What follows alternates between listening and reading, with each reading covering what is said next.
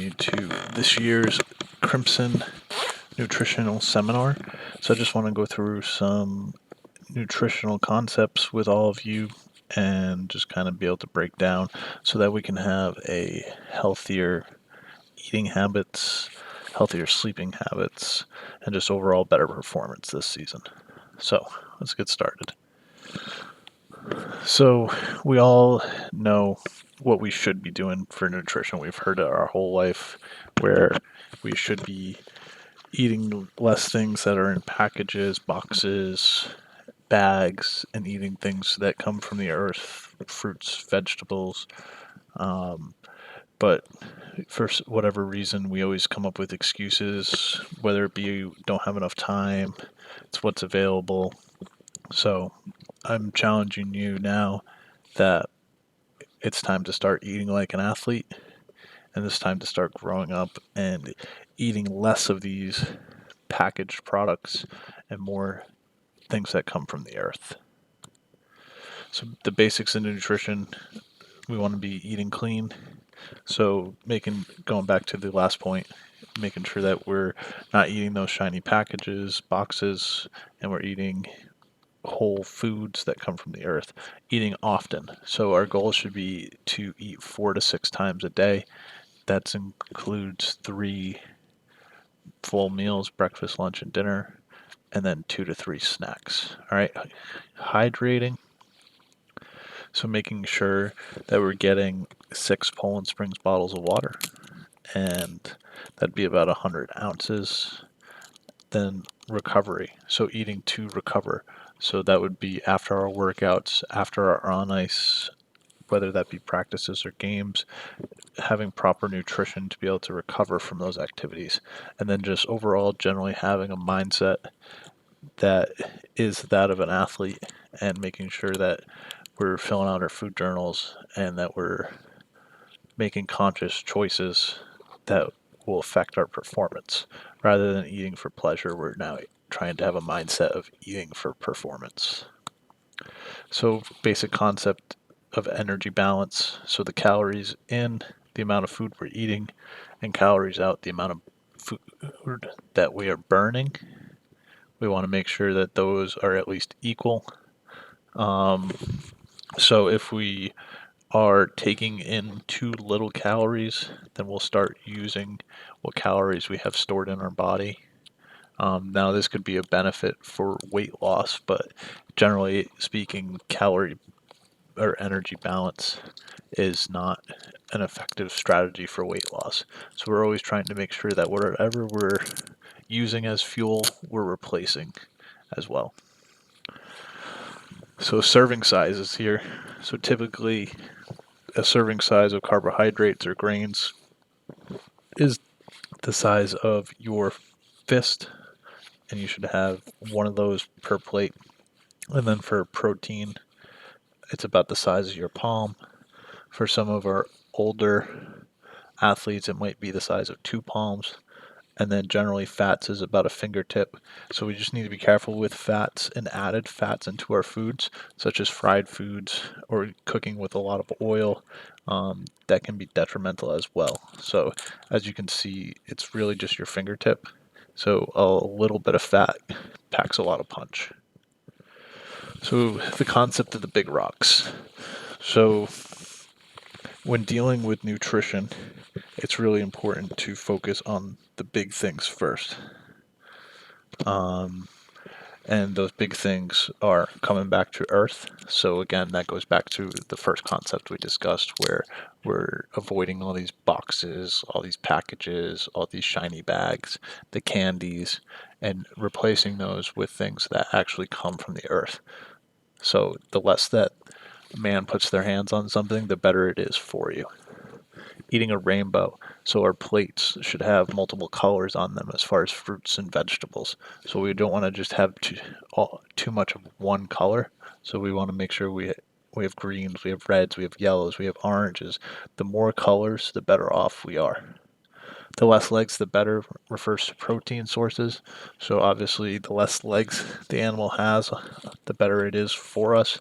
So fish, being some of the best options because of the type of fat content that it has in it, and cows being the least favorable option.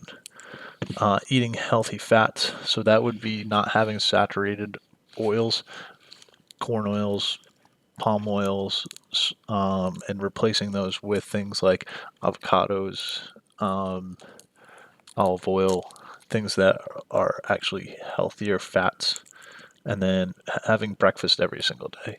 So having breakfast is very important to kickstart our metabolism in the day.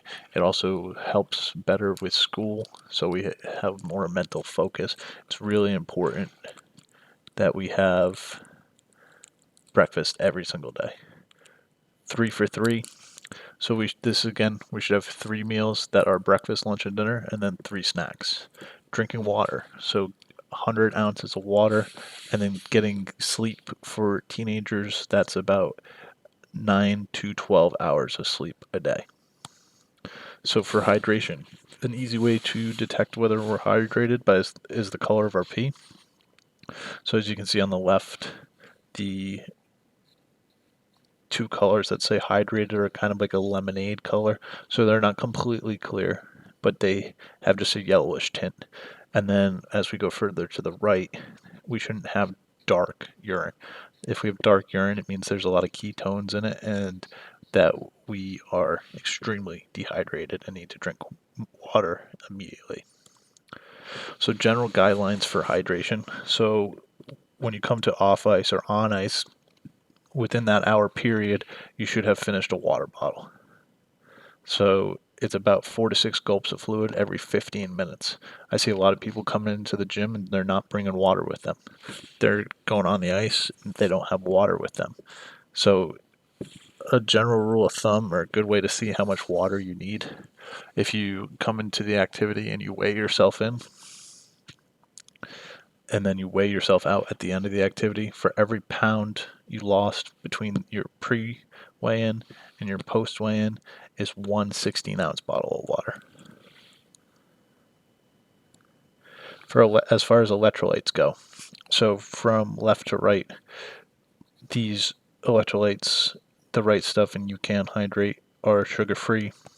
They're mainly just electrolytes and natural flavorings.